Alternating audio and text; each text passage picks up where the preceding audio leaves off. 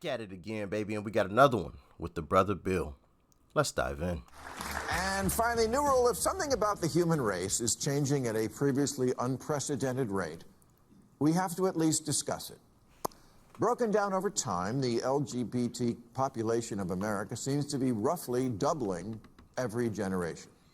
According to a recent Gallup poll, less than 1% of Americans born before 1946, that's Joe Biden's generation, identify that way. 2.6% of boomers do, 4.2% of Gen X, 10.5% of millennials, and 20.8% of Gen Z. Which means if we follow this trajectory, we will all be gay in 2054. Holy, those are some staggering numbers. Doubling every generation from 1% to 2%, 2% to 4%, 4% to 10%, 10% to 20%, 20% to 4%. Those are some wild, literally doubling.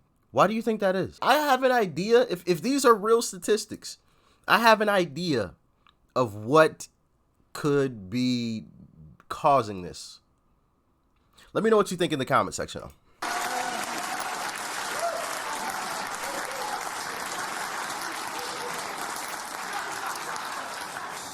And then who's going to buy this chair?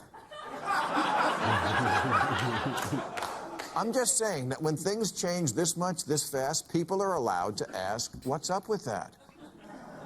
All the babies are in the wrong bodies?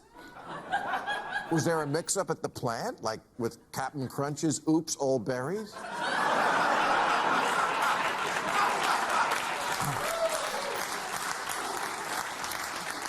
Captain Crunch. It wasn't that long ago when adults asked a kid, what do you want to be when you grow up? They meant what profession?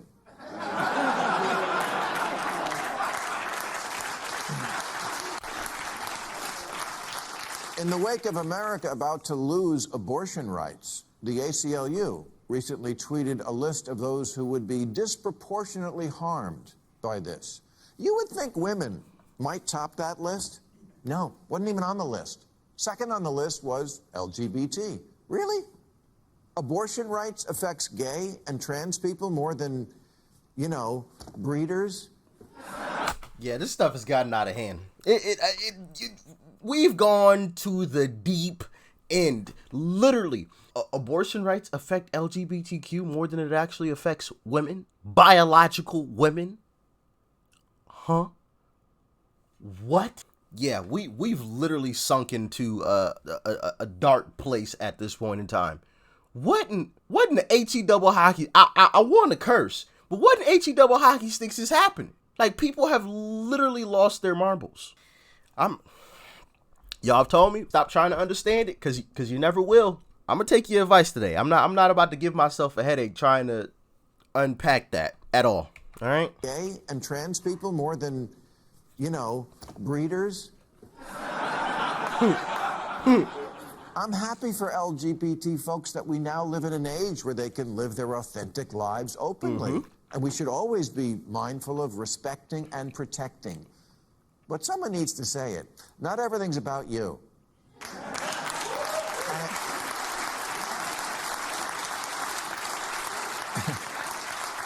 And Absolutely. It's okay to ask questions about something that's very new and involves children. The answer can't always be that anyone from a marginalized community is automatically right, trump card, mic drop, end of discussion. Because we're Facts. literally experimenting on children. Facts. Maybe that's why Sweden and Finland have stopped giving puberty blockers to kids. Because we just don't know much about the long-term effects. Although common sense should tell you that when you reverse the course of raging hormones, there's going to be problems. We Facts. do know it hinders the development of bone density, which is kind of important if you like having a skeleton. Fertility and the ability to have an orgasm seem also to be affected. This isn't just a lifestyle decision, it's medical. Weighing trade-offs is not bigotry. Mm-hmm. Yet when a book questioning the sudden uptick in it's wild that we're even doing that to kids. Like that's another thing that doesn't make any sense to me. So you mean to tell me that a kid can make a decision on blocking their puberty hormones, which are happening for a reason, but they can't go buy a bottle of alcohol? They can't go buy a pack of cigarettes? They can't go join the military?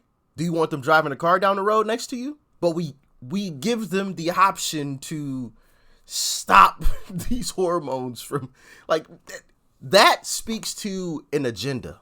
That speaks to, oh, I want to make as many people look and feel like me as I can.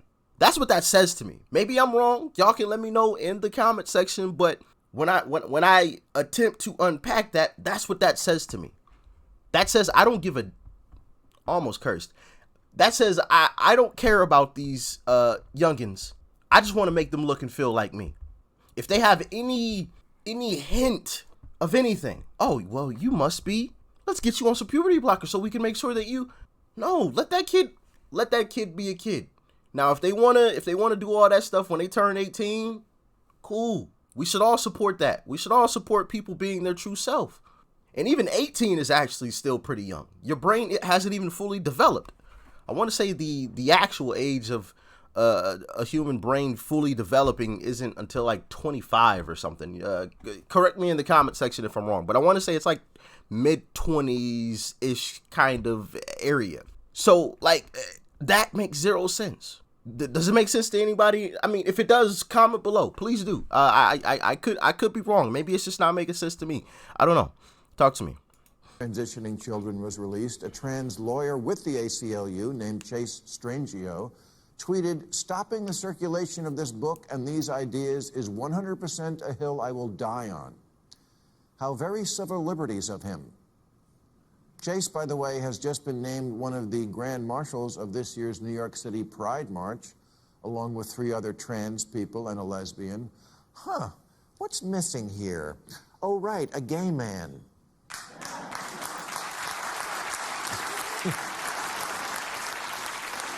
That's where we are True. now. Gay men aren't hip enough for the gay pride parade.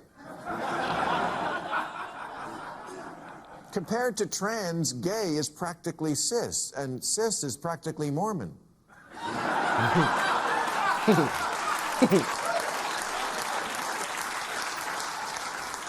And this is a phenomenon we need to take into account when we look at this issue. Yes, part of the rise in LGBT numbers is from people feeling free enough to tell it to a pollster, and that's all to the good. Yeah. But some of it is, it's trendy. Penis equals man? Okay, boomer. Remember, the prime directive of every teen is anything to shock and challenge the squares who brought you up. It's why nobody gets a nose ring at 56.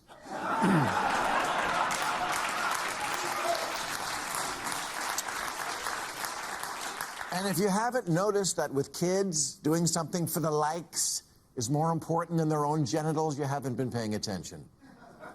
Dr. Erica Anderson is a prominent 71-year-old. Kids will do a lot of stuff for likes these days. That is true. That is true. Clinical psychologist who is herself transgender and who now says, "I think it's gone too far." The LA Times summarizes, "She's come to believe that some children identifying as trans are falling under the influence of their peers and social media." Mm-hmm.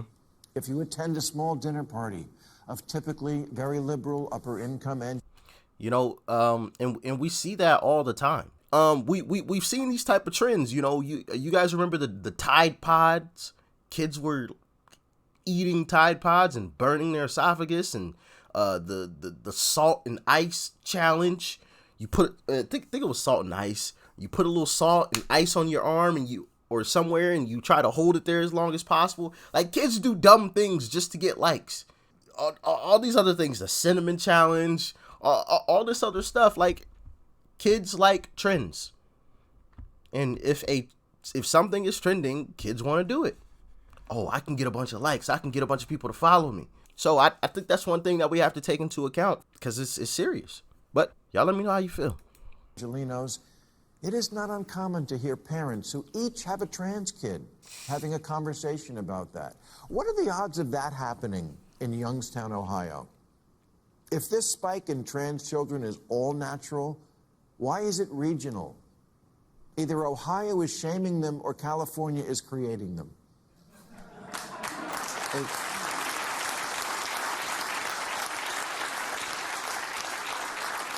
It's like that day we suddenly all needed bottled water all the time. If we can't admit that in certain enclaves there is some level of trendiness to the idea of being anything other than straight, then this is not a serious science-based discussion. It's a blow being struck in the culture wars using children as cannon fodder. Ooh. I don't understand parents who... Ooh, a blow being struck in the culture war and using kids as cannon fodder. Well said. Don't think I could have said that any better myself. Salute to you, my brother Bill. Salute. won't let their 9-year-old walk to the corner without a helmet, an EpiPen, and a GPS tracker. And God forbid their lips touch dairy, but...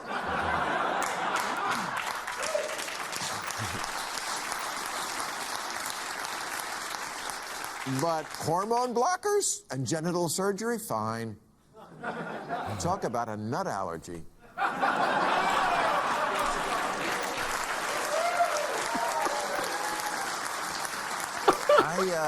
I guess penises are gross now, but one might come in handy later on. And if you're a man who wants to experience life without a pair of balls, you do not have to get surgery. You can get married. Kids, oh, we joke. And never forget, children are impressionable and very, very stupid. They are very impressionable, which is part of the reason why I think this is happening. Kids don't know why mom drinks every day or why dad has 2 cell phones.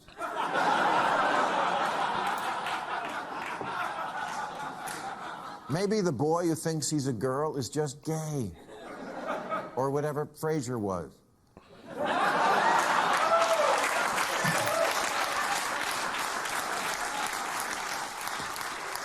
Maybe the girl who hates girly stuff just needs to learn that being female doesn't mean you have to act like a Kardashian.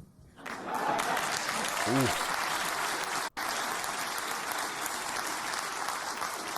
Maybe childhood makes you sad sometimes, and there are other solutions besides hand me the dick saw. True. And look, I'm sure the vast majority of parents do not take this lightly. And that is very hard to know when something is real or just a phase. And I understand being trans is different. It's innate. But kids do also have phases.